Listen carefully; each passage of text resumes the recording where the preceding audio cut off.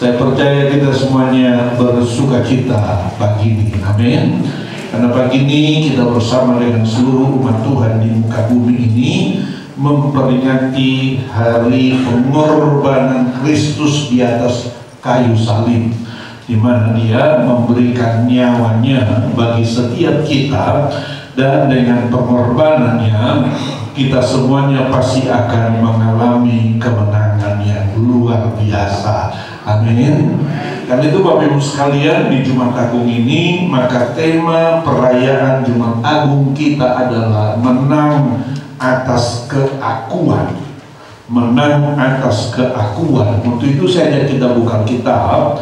Kita akan baca Efesus pasal 2 ayatnya yang pertama sampai dengan ayatnya yang ke-10. Mari kita buka kitab kita. Kita akan baca firman Tuhan ini berganti-gantian. Saya baca ayat-ayat yang ganjil, sidang jemaat baca ayat-ayat yang genap, agar kita semuanya dapat berkat dari pembacaan firman Tuhan. Saya mulai ayat 1, sidang jemaat teruskan ayat 2 sampai 10.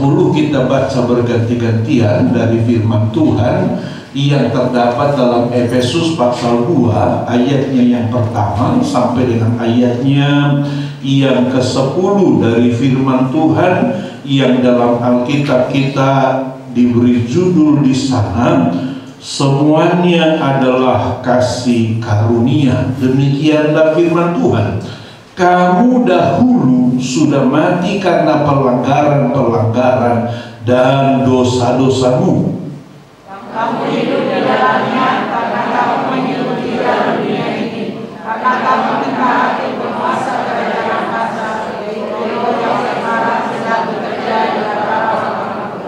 Sebenarnya dahulu kami semua juga terhitung di antara mereka ketika kami hidup di dalam hawa nafsu daging dan menuruti kehendak daging dan pikiran kami yang jahat. Pada dasarnya kami adalah orang-orang yang harus dimurkai sama seperti mereka yang lain.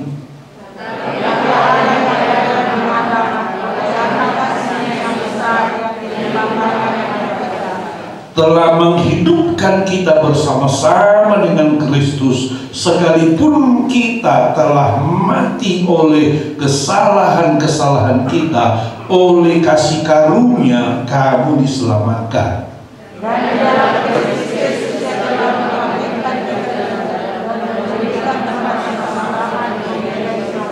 Supaya pada masa yang akan datang Ia menunjukkan kepada kita kekayaan kasih karunia yang berlimpah-limpah sesuai dengan kebaikannya terhadap kita di dalam Kristus Yesus.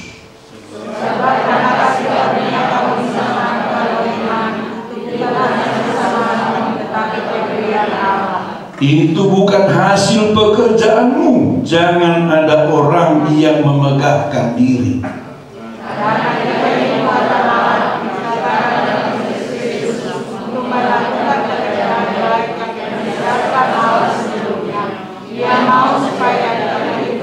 Amin.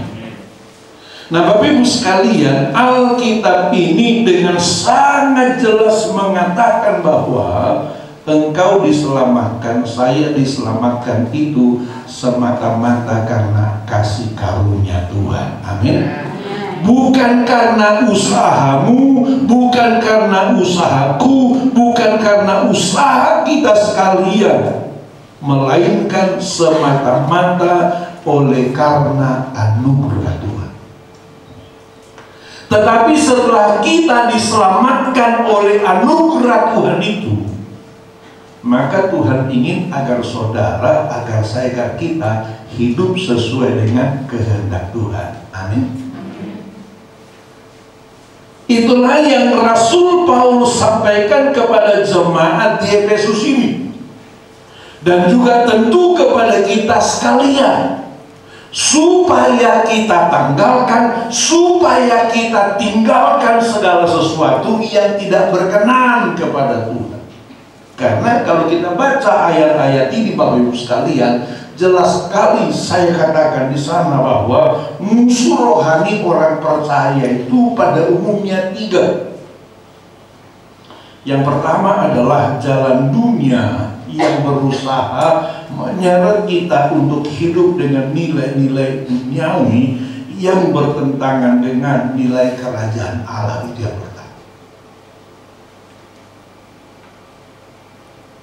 Itu yang pertama, musuh kita, jalan dunia ini yang berusaha menyeret kita supaya apa? Supaya kita tidak hidup sesuai dengan kehendak Tuhan. Yang kedua saya katakan adalah penguasa kerajaan angkasa atau iblis atau roh jahat yang selalu menggoda dan ingin menjatuhkan kita. Itu yang kedua. Dan yang ketiga adalah hawa nafsu daging atau sifat manusia lama yang telah jatuh dalam dosa dan tidak mentaati kehendak Allah. Jadi sebetulnya musuh kita itu, musuh orang percaya itu 3 hal. Tapi saya katakan di sana Bapak Ibu sekalian, tetapi dari 3 musuh rohani ini, sebetulnya musuh terbesar yang harus kita kalahkan adalah hawa nafsu daging atau diri kita sendiri. Hawa nafsu daging atau diri kita sendiri atau ego dan keinginannya yang selalu menyeret kita untuk menjauhi kehendak Allah dan hidup menurut maunya kita. Jadi sebetulnya musuh utama kita itu bukan di luar diri kita. Musuh utama justru ada di dalam diri kita, yaitu apa? Yaitu keakuan kita atau ego kita. Itu sebabnya di hari Jumat Agung ini secara khusus dipesankan kepada kita supaya apa? Supaya kita menangkan pertarungan dengan keakuan kita. Menangkan pertarungan dengan ego kita itu. Itu pesannya kepada kita di Jumat Agung ini. Kenapa?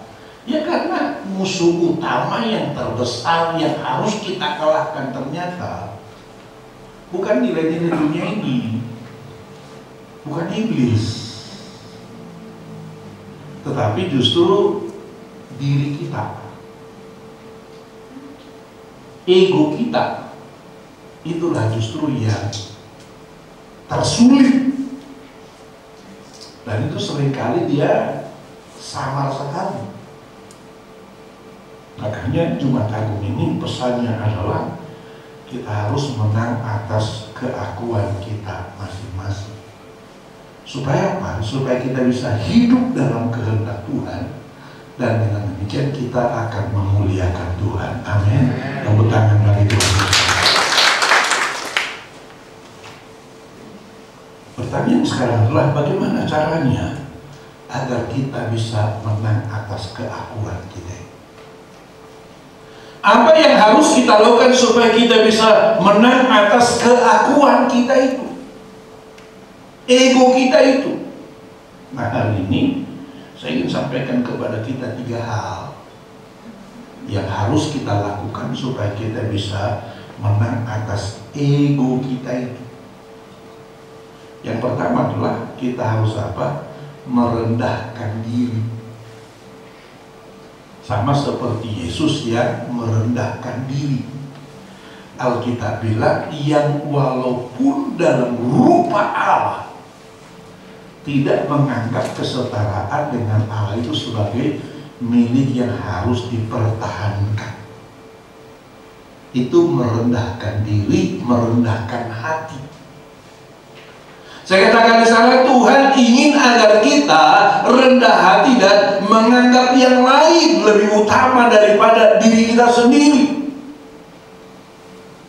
Itu yang Yesus teladankan kepada kita dengan apa? Dengan rela merendahkan dirinya, melayani sesama, bahkan mencuci kaki murid-muridnya.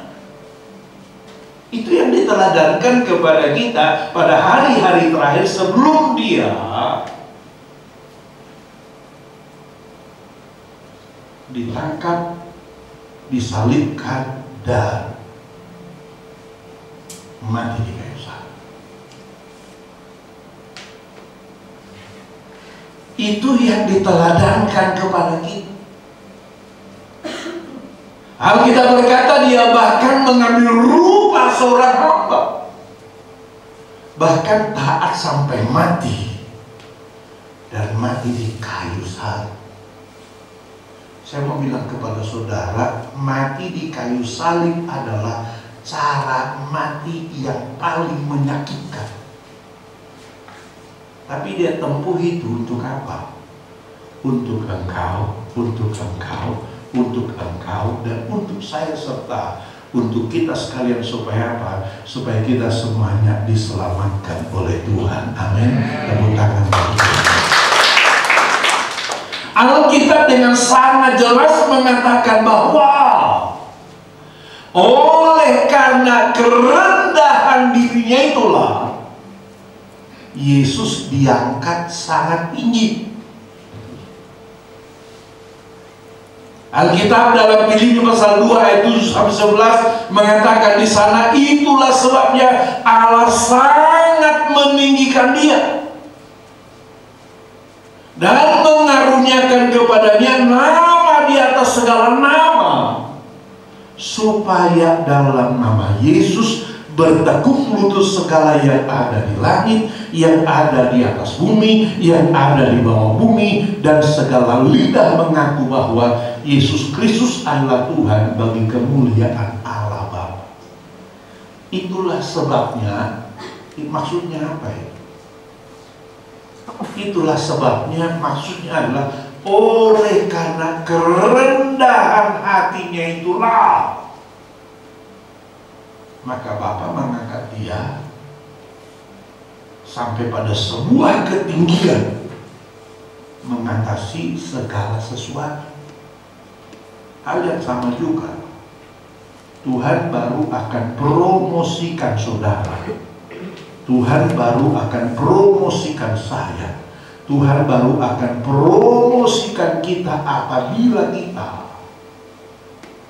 mau merendahkan hati di hadapan Tuhan dan juga di hadapan sesama. Amin.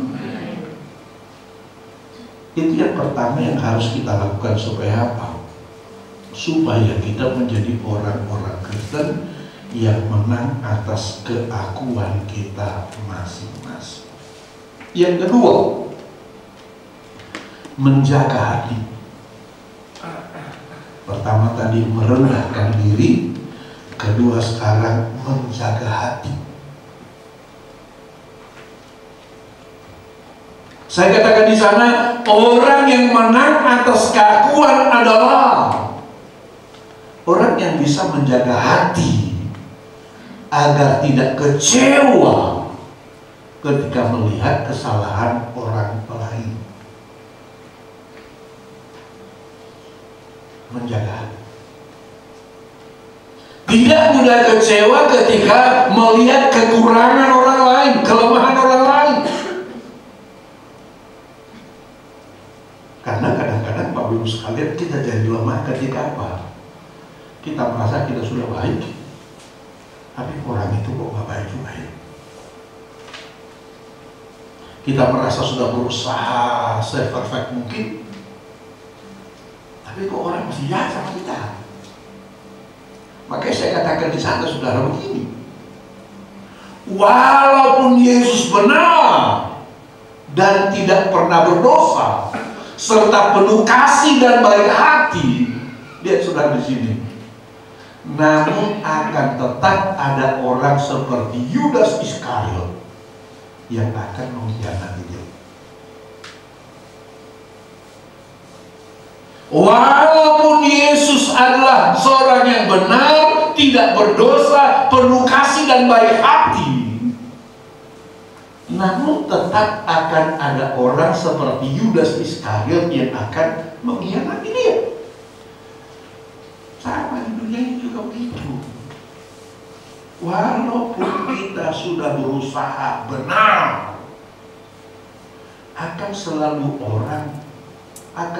ada orang yang tidak benar. Ketika saudara dihadapkan kepada kenyataan seperti itu, saudara mesti apa? Jaga hati supaya jangan menjadi kecewa, jangan menjadi kepahitan.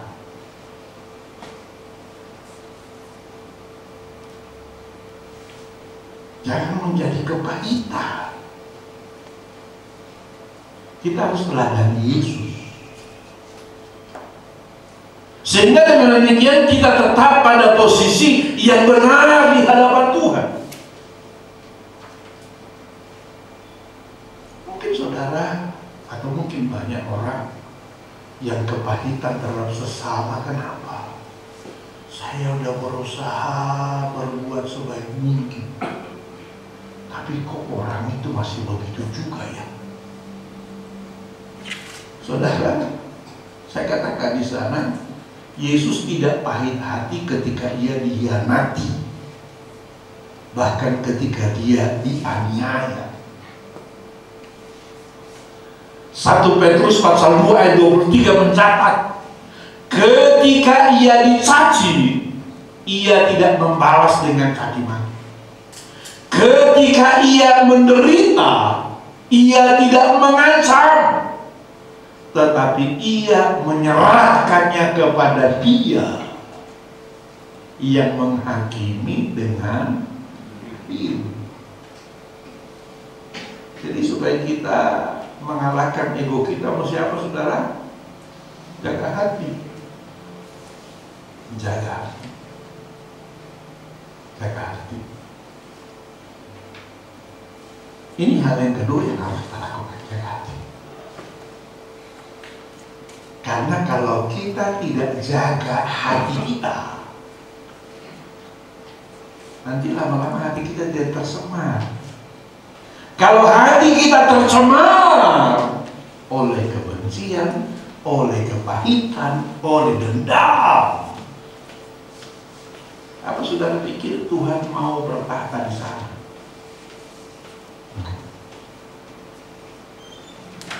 Tuhan tidak akan mau bertata di hati kita yang penuh dengan kepahitan, dendam, rencana jahat, dan lain sebagainya. Tuhan gak akan bertata di sana. Gak. Makanya harus jaga hati. Jaga hati. Kita bilang, jagalah hatimu dengan segala kewaspadaan, karena dari situlah terpancar kehidupan. Yesus meneladangkan kepada kita, Dia menjaga hati. 1 Petrus 2 ayat 23 itu dengan jelas dikatakan, ketika ia dicaci maki, ia tidak membalas dengan caci maki. Ketika ia menderita, ia tidak mengancam, melainkan dia menyerahkannya kepada Dia yang menghakimi dengan adil. Jadi orang bagaimana salahkan orang lain. Jangan terpengaruh diri saudara, karena saudara sendiri yang akan rugi. Itu persoalannya saudara. Kita ini seringkali sibuk ngurus orang, sibuk ngurus orang. Bagaimana sih perasaan dia, bagaimana sih orang itu, bagaimana sih orang itu, bagaimana sih orang itu, bagaimana sih orang itu. Wah, ternyata kurang ajar orang itu ya. Akhirnya diri kita tercemari. Ketika diri kita tercemari, Tuhan juga tidak mau bertata dalam diri kita yang cemar itu. Jadi yang kedua apa? Jaga hati, saudara. Jaga hati. Lalu yang ketiga, melakukan hal yang baik. Lakukan hal yang baik. Dalam Yohanes pasal 3 ayat 7 kita lihat di sana, Yesus menanggalkan jubah, mengambil lap dan air, serta membasuh kaki murid-muridnya. Saya kata di sana, ia tidak menuntut untuk dilayani, melainkan melayani dan menjadi berkat bagi orang lain. Itu yang dia lakukan. Dia tidak menuntut untuk dilayani, diutamakan, dinomorsatukan, melainkan dia melayani. Padahal dia Tuhan, dia Raja, tapi dia pilih memikul salib. Dia pilih melayani. Dia pilih merendahkan diri. Saya katakan di sana, orang yang akan menang atas kelakuan tidak memikirkan dirinya sendiri, melainkan melayani orang lain.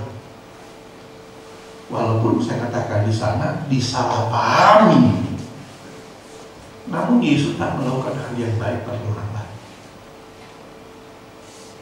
Dia duduk dengan para pemungut cukai, dia bilang, apa itu pelahap itu? Dia bertemu dengan perempuan yang naik-naik, dia berkata, apa itu? Dia banyak disalahpahami orang. Tapi itu tidak membuat dia mundur untuk melakukan hal-hal yang baik.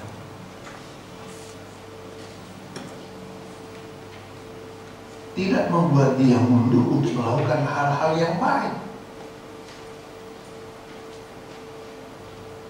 Dia tetap melakukan hal-hal yang baik.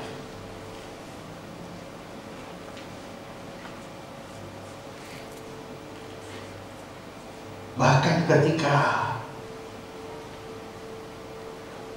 orang mencela apa yang dia lakukan, Yesus tetap melakukan hal yang baik.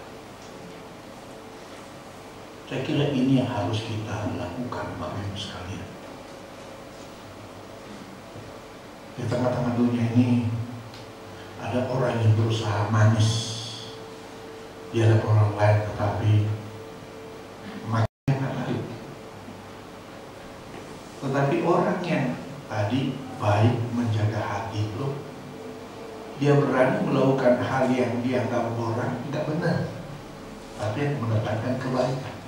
Makanya Amsal pasal 27 ayat 6 itu, seorang kawan memukul dengan maksud baik, tetapi seorang lawan mencium secara berlimpah-limpah. Kita lihat di sini kontroversinya. Seorang kawan menegur dengan keras ketika dia lihat kesalahan kita, kekurangan kita. Mungkin ketika dia tegur, ketika dia kasih tahu kesalahan kita, menyakitkan, merah kuping. Tapi kan maksudnya baik. Seorang lawan dikatakan apa? Mencium secara berlimpah-limpah. Tapi ciumannya adalah ciuman dari Yudas itu.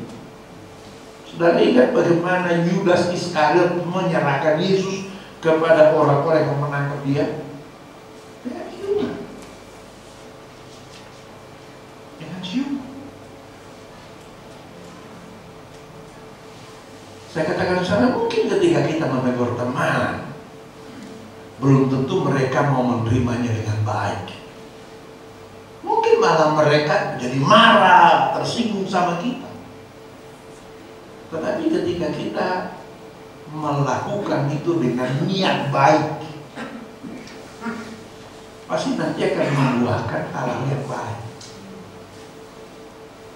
Jadi walaupun orang menyalahpahami itu, kita harus tetap melakukannya. Kenapa? Karena itulah bagian kita, itulah misi kita. Makanya nanti selama bulan April, Bapak sekalian, kita akan renungkan firman Tuhan dengan tema memuliakan Tuhan dengan kebiasaan yang baik. Memuliakan memuliakan Tuhan dengan kebiasaan yang baik. Sehingga demikian saudara, betul kehadiran kita berdampak baik bagi sesama di tengah-tengah ini. Itu yang harus kita lakukan.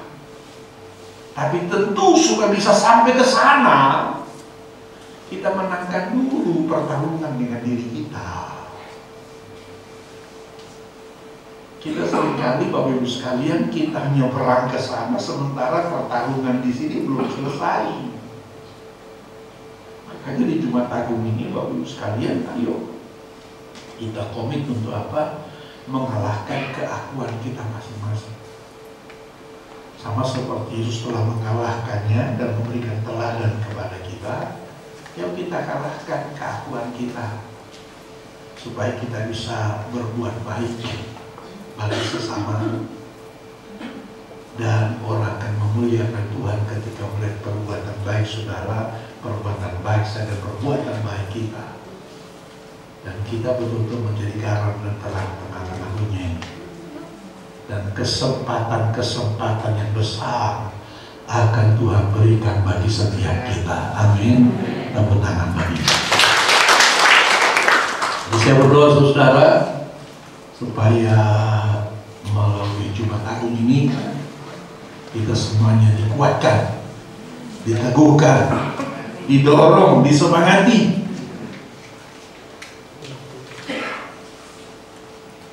sehingga betul-betul Tuhan dimuliakan. Amin. Tuhan dimuliakan. Karena jelas, coba tampilkan ayat 10 tadi itu, Efesus pasal 2 tadi itu. Karena jelas Bapak Ibu sekalian, kita ini diciptakan Tuhan, dikatakan apa di sana? Melakukan pekerjaan baik. Karena kita ini buatan Allah, diciptakan dalam Kristus Yesus. Untuk apa?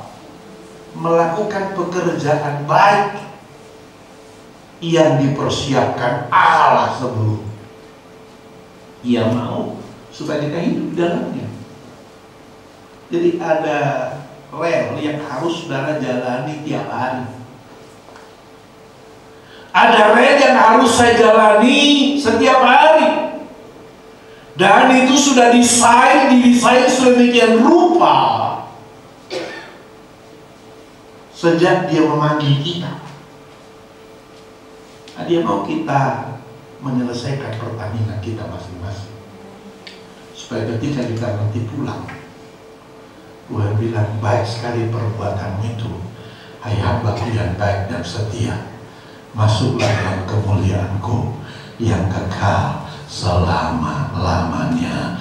Amin. Tepuk tangan bagi. Saya berdoa supaya ini kita renungkan pada Jumat Agung ini.